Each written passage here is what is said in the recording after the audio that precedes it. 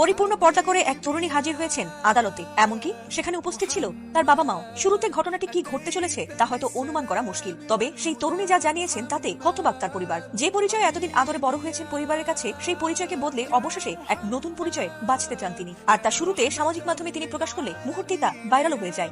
ইসলাম ধর্ম সত্য ধর্ম, শান্তির ধর্ম, আর সত্যকে আঁকড়ে ধরেই বাকি জীবন কাটাতে চান কলেজ ছাত্রী জান্নাতুল ফেরদৌস, যিনি গত কয়েকদিন আগেও ছিলেন সনাতন ধর্মাবলম্বী। আর তার তখনকার নাম ছিল বৈশাখী রানী পাল। তিনি জানিয়েছেন কারণ প্ররোচনায় নয়, বরং উচ্চ মাধ্যমিক পড়া অবস্থায় ধীরে ধীরে আগ্রহ বাড়তে থাকে ইসলামের প্রতি, আর তাই রোজার মাসে সত্য ধর্মকে আঁকড়ে ধরার সিদ্ধান্ত নিয়েছেন তিনি। আমি জান্নাতুল ফেরদৌস, বর্তমান নাম জান্নাতুল ফেরদৌস, পূর্ব নাম বৈশাখী রানী পাল।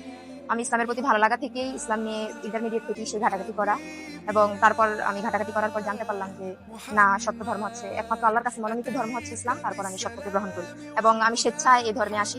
এখানে কারো পরচনা ছিল না কিংবা কোনো প্রেম ঘটিত বিষয় ছিল না, একান্তই আমি সত্যের সন্ধানে এখানে এসেছি। সহজ কথা হচ্ছে, ইসলাম কখনো পরিবারের সাথে সম্পর্ক ছিন্ন করার কথা বলে না। আমি তাদের সাথে কখনোই সম্পর্ক ছিন্ন করতে চাই না। তারা আমার ভাই ছিল, মা ছিল, পরিবার ছিল, এবং এখনো তারা থাকবে এবং আজীবনই থাকবে আমি যতদিন বেঁচে আছি। তারা যদি আমার সাথে সম্পর্ক ছিন্ন করতে চায় সেক্ষেত্রে তারা করতেই পারে, কিন্তু আমার পক্ষ থেকে আজীবন তাদেরকে আমি পরিবার বলে মেনে এসেছি এবং মানব। আমি প্রাপ্তবয়স্ক, আমি আমার নিজ সিদ্ধান্ত আমি নিজে নিয়েছি। তার সেখানে আমার যাওয়ার কোনো সুযোগ নেই, কারণ তাদের কালচার আর আমার কালচার এখন আলাদা। সেখানে যে আমি আমার দিনকে, আমি আমার ধর্মকে মেনটেন করতে পারবো না।